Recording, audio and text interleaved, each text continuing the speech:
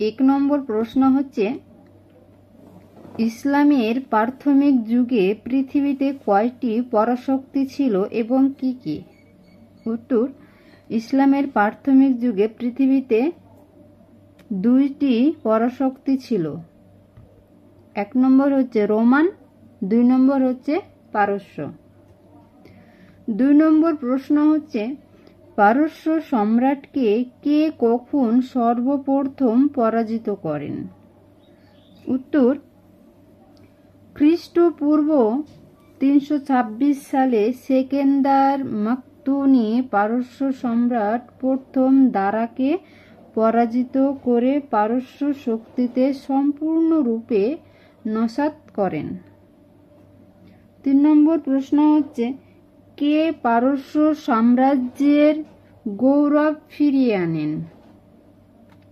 উত্তর হবে আরদাসির 226 খ্রিস্টাব্দ। 4 নম্বর প্রশ্ন হচ্ছে, লাক্ষ্মীদের শাসন কখন শুরু হয়?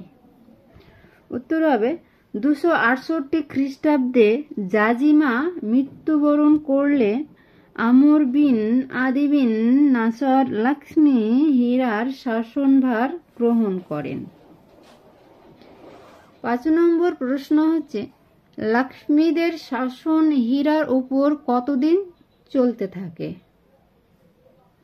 উত্তর হবে কোবাজ বিন ফিরোজের যুগ পর্যন্ত চলতে থাকে। 6 নম্বর প্রশ্ন হচ্ছে, কোবাজের পরে হীরার শাসন কার উপর পড়ে? উত্তর হবে কিসরা নৌশেরওয়ার হাতে।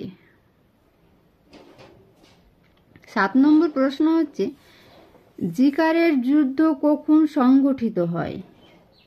উত্তর হবে রাসূল এর জন্মের কিছুদিন পরে হীরার উপর ইয়াসের আধিপত্য লাভের 9ম মাসে রাসূল দুনিয়াতে আসেন। 8 নম্বর প্রশ্ন হচ্ছে, খালিদ বিন ওয়ালিদ কখন হীরার কৃতিত্ব গ্রহণ করেন? উত্তর হবে 632 খ্রিস্টাব্দের পরে। 9 নম্বর প্রশ্ন হচ্ছে, গাসসানীদের রাজধানী কোথায় ছিল? উত্তর হবে হুমাতুল জান্দাল গাসসানীদের রাজধানী ছিল। 10 নম্বর প্রশ্ন হচ্ছে, কার সময়ে শাম বিজয় হয়? উত্তর হবে 13 হিজরিতে হযরত উমর রাসূলুল্লাহের সময়ে শাম বিজয় হয়েছিল। আজ এই পর্যন্ত। আবার পরের ভিডিওতে আরো নতুন নতুন প্রশ্ন আপনাদের সামনে আলোচনা করব।